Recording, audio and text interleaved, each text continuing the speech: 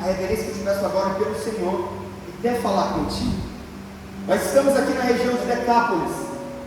Essa terra é uma terra interessante porque nós temos 10 cidades helenistas. E nessas cidades nós temos uma influência greco-romana, habitada por gentios, ou seja, um povo não judeu. E ali está um homem gadareno, e a Bíblia fala que esse homem está cheio de demônio. E a Bíblia fala que Jesus é de cara recepcionado ao desembarcar por esse homem cheio de demônio. Então você tem Jesus indo ao encontro com um cara cheio de demônio, completamente desconfigurado. Esse homem ele tem características específicas. A Bíblia fala que esse homem ele está morando no sepulcro. E conforme a tradição judaica, o sepulcro é um lugar impuro, repete comigo, impuro, e habitado por demônios. Segundo a tradição, pessoas na antiguidade, elas iam para o sepulcro ofertar para que pudessem alimentar e alargar os demônios. Então, a intenção do coração das pessoas, ao estarem direcionadas ao sepulcro, era para que o número de demônios se aumentasse naquela região e também desse alimento aos demônios, para que eles não morressem. Fala misericórdia. E aqui está um homem desconfigurado. A Bíblia diz também que Jesus ele vai ao encontro daquele homem. Imagina agora a cena, um homem cheio de demônios em um lugar de sepulcro, um lugar de morte, andando sozinho, desnutrido, cheio de problema. A Bíblia diz que Jesus logo de cara se depara com esse homem. Jesus faz uma jornada para se encontrar com aquele homem. Jesus pega um homem cheio de pecado, todo contaminado, todo sujo, e diz: eu vim ter um encontro contigo, eu vim me revelar a você. Jesus nos pega da forma como nós estamos hoje, não importando o problema, não importando a dimensão da situação, e Ele nos diz: olha, eu vim ter um encontro contigo, eu vim me revelar a você, eu vim transformar a sua vida. Vocês estão me entendendo? Amém. Você não é bonitinho não, você não está aqui como alguém que é santificado, totalmente puro, sem problemas. Você está aqui com problemas, você está aqui com situações pendentes, você está aqui com um caos terrível, onde só o Senhor Jesus pode resolver, e ainda assim Ele se apresenta para você, Ele não vira as costas, Ele te trouxe até aqui para se revelar para você. Glória a Deus. Aquele homem gadareno, ele não passou batido diante dos olhos de Jesus. Agora bora mergulhar na cena desse homem. Se eu fosse comparar, de repente eu diria: olha, uma cena terrível, me lembra de repente um filme de terror, vamos lá, me lembra o Coringa, desconfigurado, andando com mortos. Mas Jesus vai resolver o problema. Porque se existe hoje alguma contenda na sua casa, se existe hoje algum espírito de confusão na sua vida, intriga, briga, quero declarar sobre a sua vida: o seu lar é um lar de paz, a tua residência não é um lugar de morte, é um lugar de vida. Porque Jesus, quando Ele morreu naquela cruz por você, Ele diz: eu morri para que você tivesse vida e vida em abundância. O teu lar é um lar de paz, a tua família é uma família próspera. Não aceite aquilo que o inimigo diz a teu respeito, porque de repente você tem travado uma grande guerra, mas a boa notícia é: Jesus veio ter um encontro contigo. Glória a Deus. Estão me entendendo? Um homem isolado socialmente. Quem quer andar com um homem que gosta de andar com morto? Ninguém queria estar perto dele. E aí eu te pergunto: esse homem caminhava sozinho? Não, ele caminhava cheio de demônios. Quando nós estamos só, não estamos caminhando conforme a vontade de Deus. O diabo gosta que a gente viva só.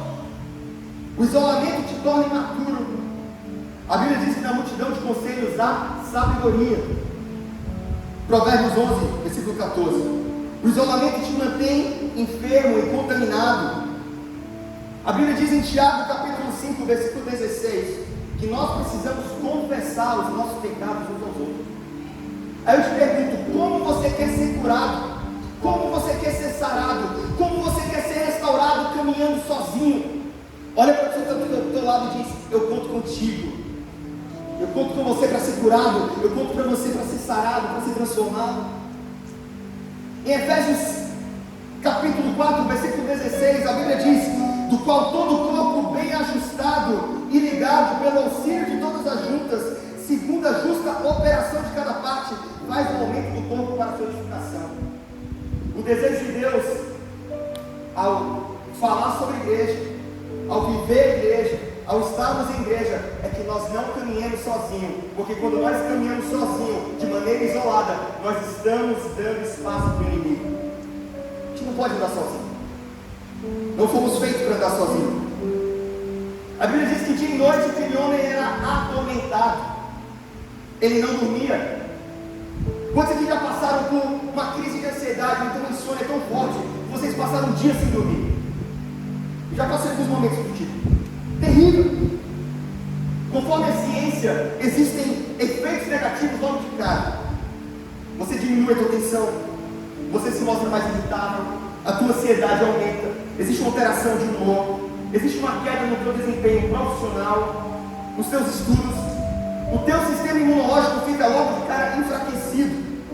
E os efeitos a longo prazo são piores ainda: AVC, hipertensão, diabetes, obesidade, depressão, ansiedade, comprometimento da tua memória, a tal ponto que o risco de demência sobre a sua vida é muito grande.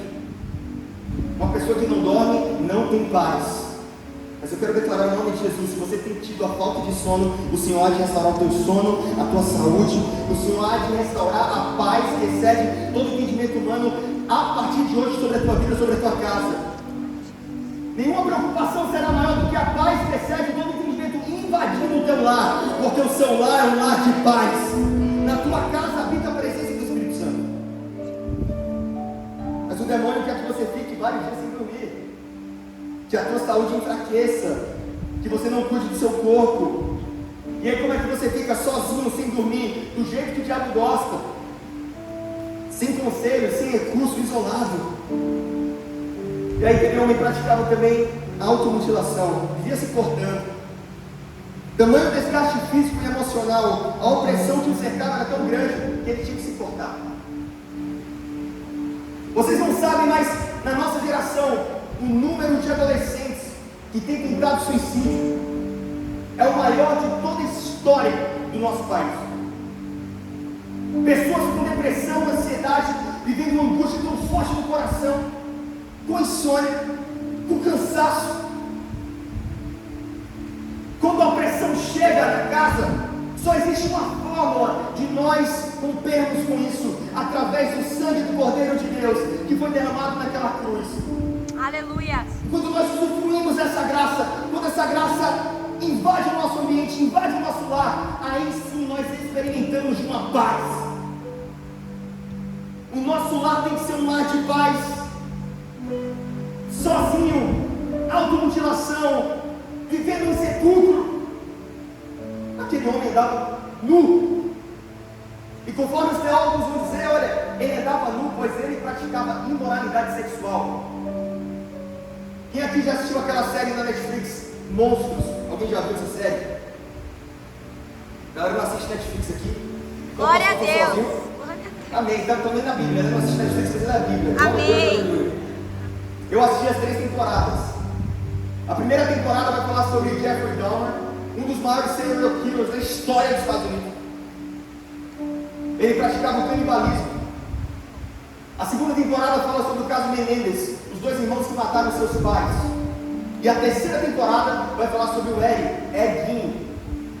Esse homem, ao matar as suas vítimas, ele tinha uma forma de praticar o crime muito peculiar. Ele matava as vítimas, enterrava suas vítimas, colocava no sepulcro, e nas madrugadas ele visitava suas vítimas para ter relação sexual com os cadáveres.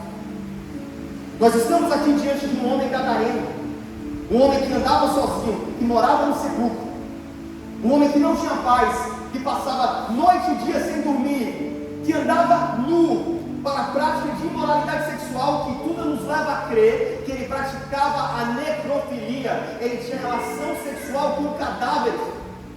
Ainda assim, Jesus olhou para aquele homem e disse: existe uma solução, eu sou a solução, eu sou o resgate, eu sou a transformação. Existe algo que eu não posso fazer. Você pode estar nos seus piores dias, você pode estar vivendo caos. Se Jesus está aqui nessa noite, ele veio para nos libertar, mas para nos libertar com um propósito. Ah, pastor, comigo não vai ser possível, porque possível contigo. Foi possível com esse homem gadareno, criminoso, repugnante, assustador. Nenhum de nós estaríamos aptos para evangelizar um homem como esse. Nós teríamos medo. Nenhum de nós estaríamos com o nosso coração pegando fogo para fazer uma viagem, para se deparar com um homem como esse. Mas Jesus, Ele teve compaixão desse homem. Ele se moveu em direção a esse homem. E aí a Bíblia fala algo muito interessante, presta atenção, porque são muitos detalhes. Quando Jesus se aproxima daquele homem, o homem se prostra diante de Jesus. E aí a gente está falando sobre a pós-conferência. Quem estava aqui no dia da pregação do pastor Gabriel Cantarino? Foi uma bênção. O céu invadiu a terra. O pastor Gabriel Cantarino falou o seguinte: olha, opressão, tem gente que não anda em áreas que são consagradas a feiticeiros, a magos. Eu não tenho medo de opressão. O diabo não me oprime, eu que oprimo o diabo. Achei massa aquilo. Porque quando Jesus se apresenta a esse homem gadareno cheio de demônio, o que acontece com o homem gadareno? Ele se prostra diante da autoridade de Jesus. Uau. Ele corre em direção a Jesus. Quero dizer algo para você. Eu não sei se você pode nem chamar de guerra o que você tem passado, porque se Jesus habita em você, Ele já venceu. Guerra fala sobre competição. Guerra fala sobre algo que eu não sei a probabilidade de quem vai ganhar. Mas se Jesus está conosco, não existe guerra, nós já vencemos. Nele já vencemos, nele já conquistamos. Acaso era impossível para Deus? Não existe impossível para Ele. Os demônios se prostram diante da glória de Deus. Amém. E assim foi feito, prostrado. E aí ele vai percebendo que ele vai perder a batalha. Eu já perdi a guerra. Então o que é que ele faz? A Bíblia diz que ele fala: eu rogo-te, filho de Deus, eu rogo a Deus, eu conjuro-te a Deus, para que não me faças nada. Conforme os teólogos vão dizer, quando o diabo sabe que ele está perto de ser derrotado, ele começa a pedir a uma hierarquia espiritual superior para que ele possa ser liberto, para que ele não sofra a consequência. Escuta isso. Entrando no desespero, ele fala: olha, eu rogo a Deus. É como se você entrasse numa loja. Quem aqui já entrou em uma loja e foi mal atendido por um atendente? Quem aqui? Vamos lá, junto comigo. Todo mundo tem que levantar a mão. Todo mundo já foi mal atendido. Vamos lá, bora acompanhar. Quero vocês participativos. Quando nós somos muitas vezes mal atendidos em uma loja, o que a gente faz? Chama o gerente, né? Chama o teu superior. Contigo eu não vou resolver. Contigo eu não vou muito longe. Os demônios que estão no gadareno falam: olha, com você eu não vou conseguir, então chama teu superior, chama Deus, eu rogo-te, conjuro-te, chama Deus. Aí eu te pergunto: funciona a tática do demônio? Não, porque Jesus e Deus são um só. Ele perde a batalha, ele já está derrotado. Aleluia. E ele fala: não, eu preciso ir além, eu vou fazer concessões agora, eu vou realizar pedidos. Ele começa a negociar com Jesus. Ele não para, ele diz: olha, se eu já vou sair desse homem, permita-me ao menos que eu fique nessa região. E aí que entra o cerne da administração. E aqui que eu te peço, de repente, nos últimos 10, 15 minutos, que você concentre toda a sua força, todo o seu olhar para mim agora. O demônio vai dizer: olha, a legião de demônios, qual é o teu nome? Legião. Cerca de 5.000 a 6.000 demônios estão naquele homem. E eles vão dizer: olha, já que eu vou ter que sair dele, eu peço para que eu fique nessa região. Porque ele queria ficar tanto na região de Decápolis? Porque a mentalidade de Decápolis era uma mentalidade pecaminosa. Uau. Porque o povo de Decápolis era um povo imoral. Porque o povo de Decápolis era um povo que não estava com o coração aberto para receber a mensagem de Cristo. E o que é que Jesus vai fazer com o pedido dos demônios? Ele vai dizer imediatamente: vai para os corpos, vai para os corpos, permaneça aqui. Jesus atende ao pedido dos demônios, porque aquela região era uma região contaminada. Nós precisamos fazer uma limpeza na nossa casa. Sintam comigo. Amém. Nós precisamos limpar e purificar nossa mente. Nós precisamos entender que Jesus nos deu a oportunidade de sermos lavados pelo seu sangue, para que nenhuma imundícia, nenhuma imoralidade, nenhuma prática que venha desagradar o coração dele pudesse permanecer em nós. É verdade. Vocês estão entendendo a profundidade disso? Vocês estão entendendo onde eu quero chegar com isso? Os demônios exigiram, pediram para Jesus: eu quero ficar aqui, esse lugar me faz bem. Jesus disse: então fica. Será que ao olhar para a sua casa, os demônios têm medo da sua casa? Será que ao olhar para a sua ambiente de trabalho, a gente consegue oprimir de fato o diabo, como o pastor Gabriel Cantarini pregou? Ou será que eles olham para aquele ambiente e eles falam: não, está sujo, está gostoso, está palatável para eu habitar? Misericórdia. Vocês estão entendendo a profundidade disso? Vocês estão entendendo onde eu quero chegar? E ali estava uma manada de porcos, sendo colocados todos os demônios nos porcos. Eram quantos porcos? Cerca de 2.000 porcos. Agora nós iremos ler do versículo 10 até o versículo 20.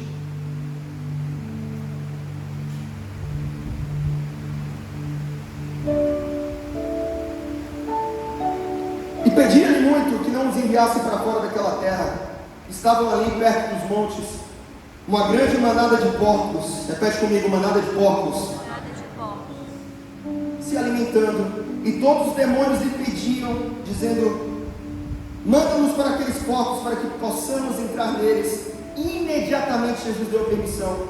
Os espíritos imundos saíram, entraram nos porcos, e a manada desceu violentamente pelo declive para o mar.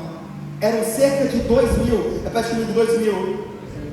E eles se afogaram no mar. E os que apacentavam os porcos fugiram e anunciaram na cidade e nos campos. E eles saíram para ver o que havia acontecido. Eles foram até Jesus e viram aquele que fora possuído pelo demônio, e tiveram a legião assentado, vestido em perfeito juízo. Ficaram com medo. E os que tinham visto isso contaram-lhes o que acontecera ao possuído pelo demônio, e também acerca dos porcos. E eles começaram a suplicar-lhe para que saísse das suas regiões. E entrando ele no barco, suplicava-lhe que fora possuído pelo demônio, que pudesse estar com ele. Todavia Jesus não permitiu, mas disse: vai para a tua casa, os teus amigos, anuncia-lhes quão grandes coisas o Senhor te fez, como teve compaixão de ti. E ele partiu e começou a divulgar em Decápolis quão grandes coisas Jesus lhe fizera, e todos se maravilharam. Glória a Deus. 2.000 porcos atirados ao mar. 2.000 porcos que foram mortos. Repete comigo: mortos. Vamos lá, mortos. A gente não está morto, não, a gente está vivo. Amém. 2.000 porcos que foram mortos. Obrigado. 2.000 porcos que foram mortos. E aí o que acontece depois disso? Aquele homem é visto, curado, sarado, transformado, liberto. E aí o povo da região, ao olhar para a cura daquele homem, eles reagem de uma maneira muito específica. Eles reagiram com alegria. Olha, esse homem que vivia um caos tremendo, ele foi curado, ele foi liberto. Eles pularam, agradecendo a Deus: glória a Deus, porque esse homem recebeu a cura. A Bíblia diz que aqueles homens tiveram medo em primeira instância, e logo em seguida a Bíblia nos fala que eles pediram para que Jesus fosse embora. Aí eu te pergunto: por que eles queriam que Jesus fosse embora? Porque eles estavam mais preocupados com o dinheiro, com o bolso dele, do que com a vida que havia sido transformada. Uau, misericórdia. 2.000 porcos. No nosso cálculo de hoje, eu fiz uma pesquisa. Se um porco pesa em média 110 quilos, e a cada quilo nós temos R$8,50, isso dá uma média de R$1.870.000 nos tempos atuais de prejuízo para cada região. Misericórdia. Então, olhar para aquela cena, um homem curado, um homem transformado, o que chamou mais atenção? A perda financeira dos porcos ou a transformação de uma vida? No entendimento deles, no entendimento de Decápolis, o que mais vale a pena era o dinheiro que foi pedido. Misericórdia. Aí você olha para mim: pastor, que coisa absurda, você faz a mesma coisa. Quando você está mais preocupado com o dinheiro que está no teu bolso, que não está chegando, quando você está mais preocupado em gastar horas e horas na sua empresa, sem pregar o evangelho, quando você está mais ansioso pelas coisas da terra do você faz a mesma coisa, porque tem gente morrendo lá fora e você está silenciado.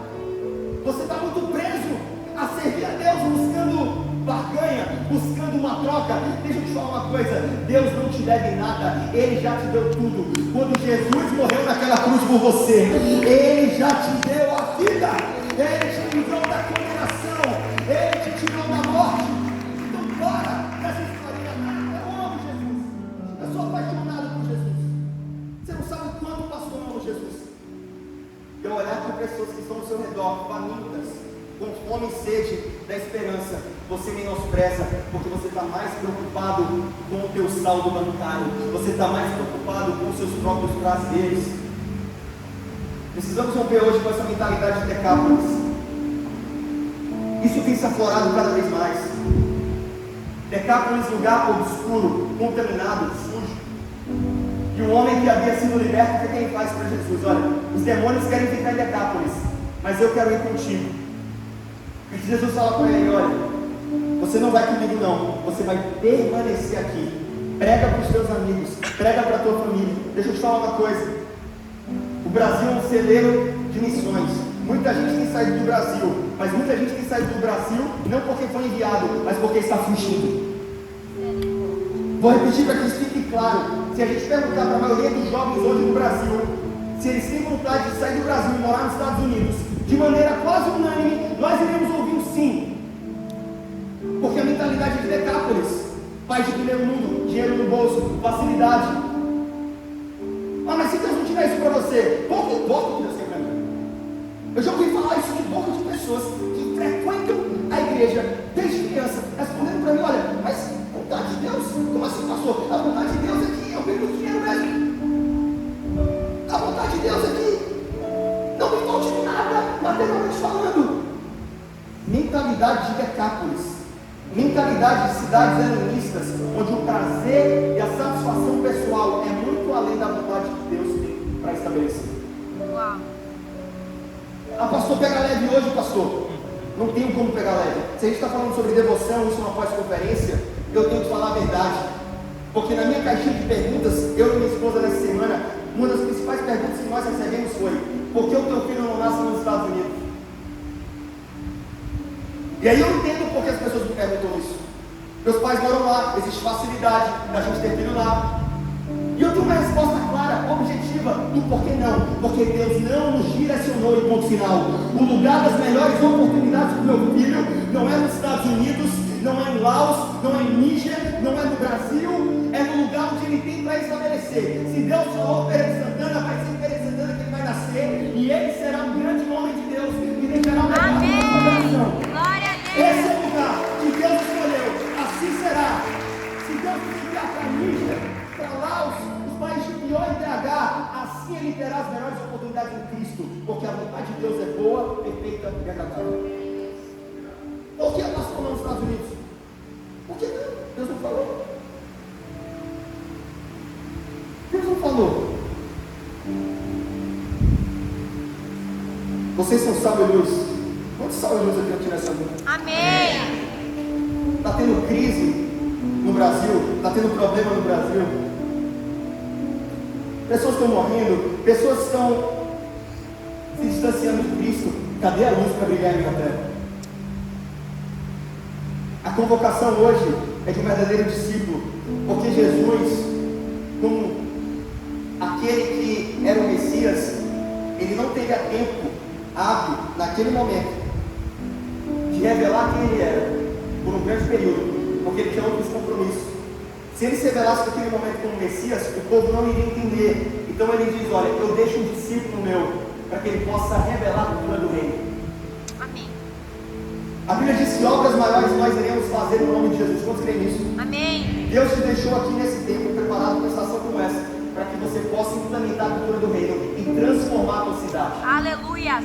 Agora eu e você, nós precisamos romper de uma vez por toda com a mentalidade de Decápolis. Porque tem gente falando: não, me tira daqui, Jesus, me liberta desse problema. Deus está te falando: olha, seja luz.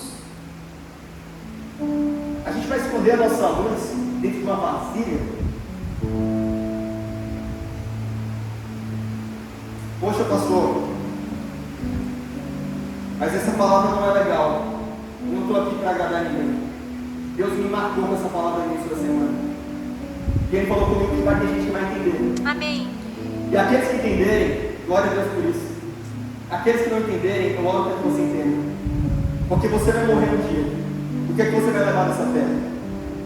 Eu não vou levar o meu carro, não vou levar a minha casa, não vou levar a minha empresa, não vou levar... Não levo nada. Eu não levo nada. E aí eu te pergunto, então Jesus, ao curar aquele homem, ele empurrou por debaixo do tapete? Um homem tão imundo, tão sujo, um homem que morava no sepulcro. Presta atenção aqui comigo, já estou encerrando a ministração. Um homem que morava no sepulcro, repete comigo, sepulcro. Sepulcro. Quem foi aquele que esteve no sepulcro, mas ao terceiro dia ressuscitou? Jesus. Repete mais forte, Jesus. Jesus. Tem gente que não ama Jesus, não. Quem foi aquele que esteve no sepulcro e ao terceiro dia ressuscitou entre os mortos? Jesus. Glória a Deus, eles estão vivos. Quem foi aquele que no jardim de Getsemane estava sozinho e ansiosamente triste clamou ao Pai? Quem foi aquele que foi mutilado naquela cruz, tendo que passar por 39 chibatadas a sua carne viva por amor a mim e a você? Quem foi aquele que teve suas vestes rasgadas, ficou sem roupa, sendo humilhado, sendo cuspido na cara por amor a mim e a você? Ele pagou o preço. Ele não jogou por debaixo do tapete o que o gadareno tinha feito. Para ele custou tudo, para o gadareno não custou nada. Mas essa graça é valiosa demais para que eu possa perder o meu tempo vivendo dos próprios dedos. Por isso, nesse momento, ao se colocar de pé, eu quero que você faça uma oração sincera a Deus. Que a mente é a mais sincera que você já fez na vida, a mais honesta. Você fala: Deus, eu tenho vivido com essa mentalidade helenista, onde eu tenho olhado mais para o meu próprio prazer do que para o teu direcionamento. Feche seus olhos no seu lugar. Deus está sondando o seu coração. Nós falamos sobre derramamento do Espírito Santo. O Espírito Santo ele só inunda a casa, invade o ambiente quando há arrependimento.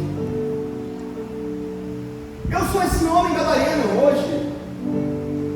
Eu preciso de uma libertação. Agora eu preciso ser liberto para quê? Eu preciso ser liberto para ser uma resposta. Eu preciso ser liberto para pregar o Evangelho. Eu preciso ser liberto não para viver os meus próprios sonhos, mas para me submeter à vontade de Deus. Seja honesto agora e fale com Deus. Pastor, você não sabe as dificuldades que eu tenho passado. Gente, aquele homem estava muito pior do que vocês. E Jesus foi no encontro daquele homem. E libertou aquele homem, e lavou aquele homem, e purificou aquele homem. Qual é o tamanho do teu problema? Eu te garanto que o teu problema não é maior do que a mão de Deus.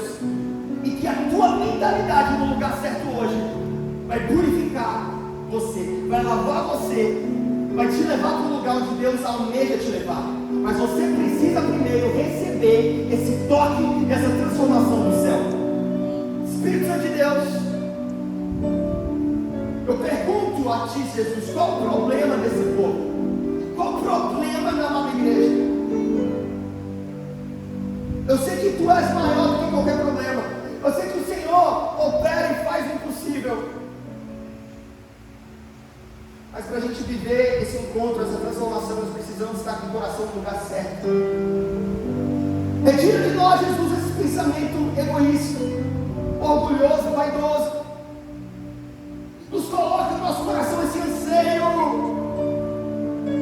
Se o Senhor nos plantou nessa cidade, é porque Deus tem uma obra a fazer em nossas vidas nessa cidade.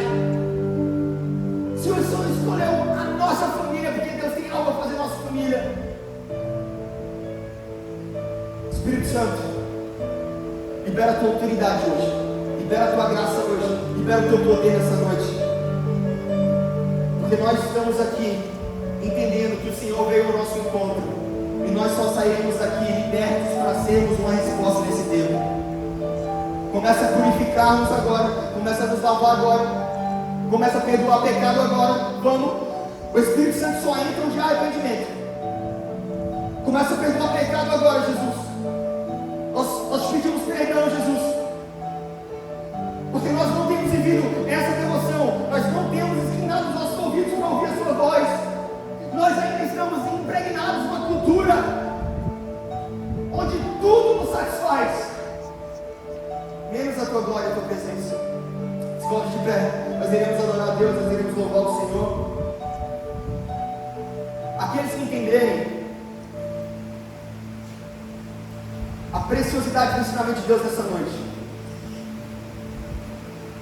A gente pergunta para mim, pastor, qual o segredo de tanta alegria, de tanta paz? Entendeu o Evangelho?